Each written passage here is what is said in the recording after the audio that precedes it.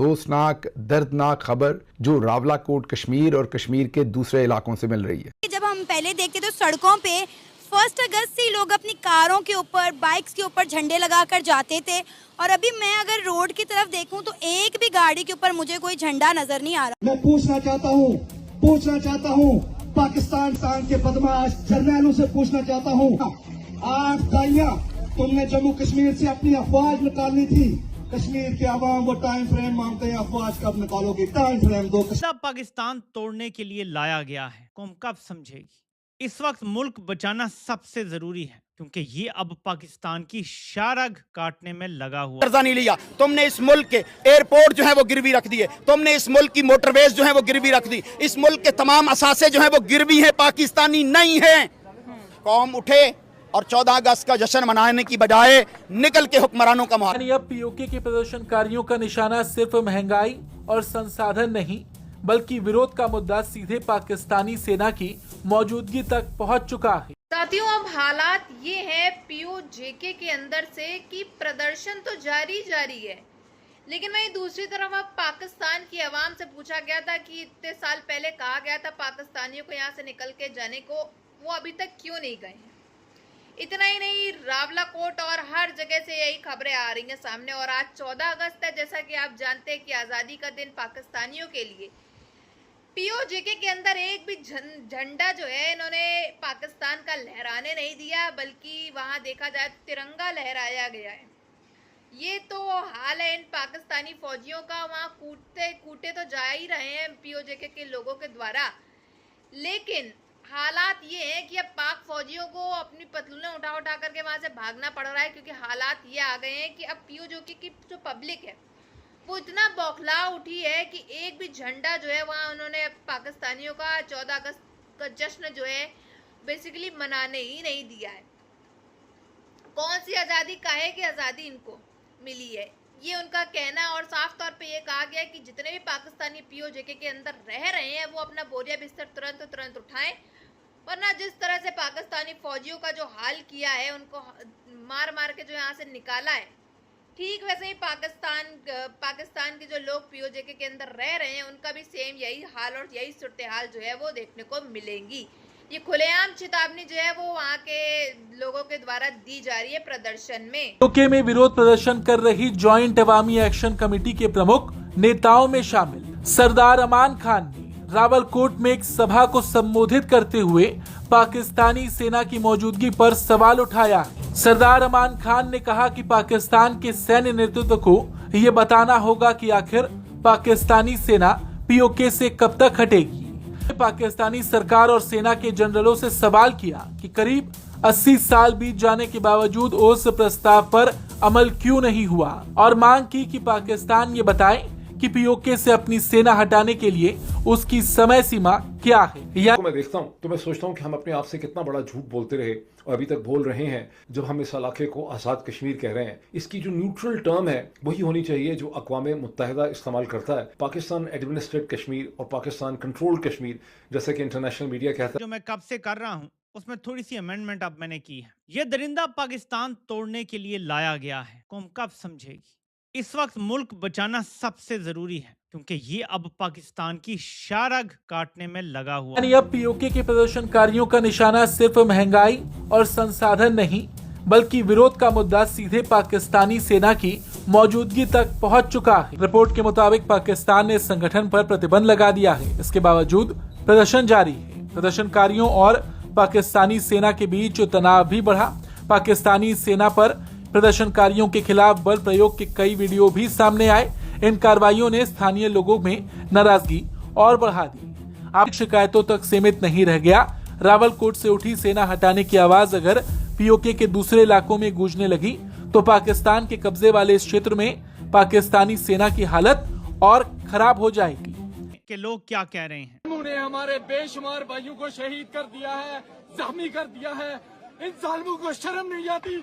इस रोड पे जहाँ पे खून ही खून है, गोलियां मार रहे हैं हमारे भाइयों को। ये पाकिस्तानी फोर्सेस है, मैं तो समझता हूँ कि हिंदुस्तान की फौज हमलावर है हम पे, तो इन्हें शर्म आनी चाहिए पाकिस्तानी हुक्मरानों को और पाकिस्तानी जनरलों को। ये हम कश्मीरियों पे, लहते लोगों पे गोलियां चला रहे हैं और ये याद रखें ऐसा जी कुछ वक्फे के दौरान ही पुलिस के ऊपर नामालूम अफराद की जानिब से फायरिंग की गई है। मरियम नवाज साहबा की इस पुलिस के ऊपर पहला हमला हुआ है, पहला नतीजा सामने आया है और अब लाहौर के अंदर एक नौजवान ने अपने भाई का बदला लेने के लिए 2 पुलिस एहलकारों को कत्ल कर दिया है। फैजान बट नामी ये नौजवान, इसके भाई रेहान को पुलिस वालों ने जाली पुलिस मुकाबले में कत्ल किया था। उसने अब जवाबी हमला किया है पुलिस के ऊपर। हमने कोई नज़ीर कश्मीरी साहब जो हैं, बताया ये जा रहा है कि उनके भाई उस्मान नज़ीर शहीद हो गए हैं। अगर ये खबर दुरुस्त है तो अवामी एक्शन कमेटी के लोगों ने फ्रंट से लीड किया है और अवाम से पहले गोली खाई है, लेकिन गोली मारने वाले हाथों को तो रोकना होगा ना। कब तक नहीं है। लेकिन पाकिस्तान की तो सूरत हाल यह है कि पाकिस्तान के अंदर से मसलसल झूठ, अगर झूठ नहीं तो इंतहा दर्जे की डिसइंफॉर्मेशन, मुबालगा आराई उमड़ के हमारे सामने आती है। पाकिस्तान के जितने अखबारात हैं उनके अंदर डिसइंफॉर्मेशन की जाती है। अभी भी मजीद उसका मैं जिक्र करूंगा, जिसकी वजह से पहली स्ट्रगल तो आपको ये करनी पड़ती है कि सच और झूठ को आपस में अलग करना पड़ता है। फिर उस जो पाकिस्तान रिलेटेड सच है उसको बोलना भी बड़ा मुश्किल है। बिकॉज आई डोंट नो, मेरे पास अल्फाज नहीं है इसके ऊपर क्या बात करें, क्या रिपोर्ट करें, क्या नहीं रिपोर्ट करें। अनकन्फर्म्ड खबरें आ रही हैं शहादतों की, अनकन्फर्म्ड खबरें आ रही हैं जख्मियों की, हमारे सामने विजुअल्स आ रहे हैं, खून से लथपथ है लोग, रावलाकोट की सड़कों पर पड़े हुए। एक्सप्रेस न्यूज की अभी मैं खबर देख रहा था, वो ये चला रहे हैं कि जनाब पुलिस ये कह रही है कि 2 पुलिस वाले जख्मी हुए और एक रेंजर्स के जवान की भी शहादत हो गई है, उसका भी खून बहा है रावलाकोट। उसने अब जवाबी हमला किया है पुलिस के ऊपर। ये बात नहीं है पंजाब की, अगर आप सकाफत से वाकिफ़ हैं, मतलब सिर्फ पंजाब ही नहीं, सिंध, खैबर पख्तूनख्वा, हर जगह। मैं क्योंकि पंजाब का रहने वाला हूं तो इसलिए अपनी बचपन की याददाश्तें आपको बता सकता हूं कि जितने भी इश्तिहारी मुजरिम और खुसूसी तौर पर वो मुजरिम जिनके साथ पुलिस बहुत जुल्म करती थी, बहुत सारे लोग जो हैं वो खड़े हो जाते थे और फिर पुलिस वालों को ही कत्ल करते थे, वो निज़ाम से बगावत कर देते थे। लेकिन जैसा कि आप सभी ने देखा किस तरह से बड़ी खबरें सामने निकल के आ रही हैं। पीओजेके के अंदर जो प्रदर्शन है वो थमने का नाम ही नहीं ले रहा है। पीओजेके के लोग जो हैं वो काफ़ी ज़्यादा बौखला उठे हैं। आसिम मुनीर और पाकिस्तान के कई मिनिस्टर से जो गृह मंत्री हैं वो खुद कबूल लेते हैं कि अब तो हमारे बस का कुछ नहीं रहा। वहीं बात करे जाए तो पाकिस्तान के होम मिनिस्टर्स वगैरह का यही कहना है कि हम जो है वो लश्कर तैयबा के गुलाम हैं।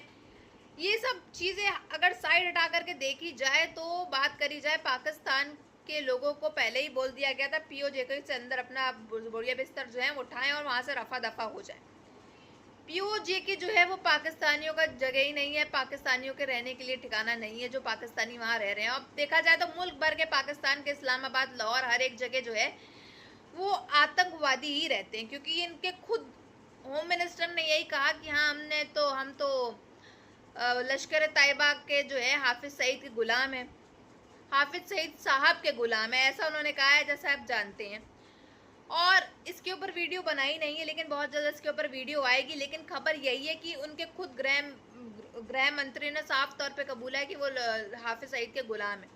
तो इसी से आप समझ सकते हैं, वो भी मीटिंग में बैठे लश्कर तैयबा के लोगों के सामने उन्होंने ये चीज़ कही है। तो आप इससे समझ सकते हैं कि कैसे बड़े बड़े आतंकवादियों के ये गुलाम हैं और इसी वजह से पाकिस्तान जो है वो किस लिए फेमस है ये तो आप बहुत अच्छी तरीके से जानते हैं।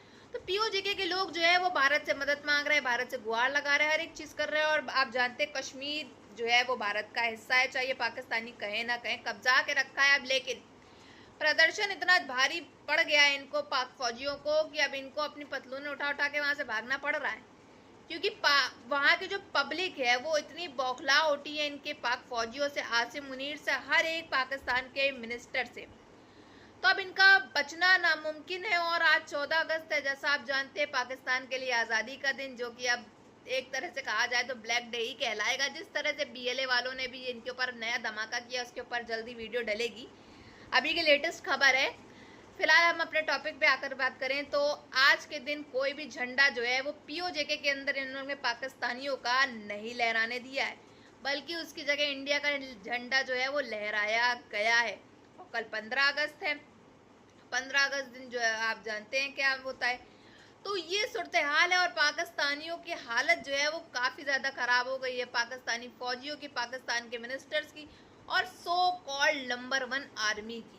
और पाकिस्तान के फील्ड मार्शल यानी कि फील्ड मार्शल जो हैं वो पता नहीं कहाँ जा कर के छुप के बैठ गए हैं, उनका तो कोई अता पता ही नहीं है। DGISPR ने बहुत अच्छा काम कर दिया। 14 अगस्त को जो बोल रहे थे सरप्राइज देंगे पाकिस्तान की आवाम के ऊपर, एक और नया बम फोड़ दिया। देखा जाए बिजली में और ज्यादा बढ़ोतरी कर दी इन लोग ने। ये तो सरप्राइज गिफ्ट जो है ये अपनी आवाम को देते हैं। बाकी आप सबकी क्या राय है कमेंट बॉक्स में जरूर बताइएगा।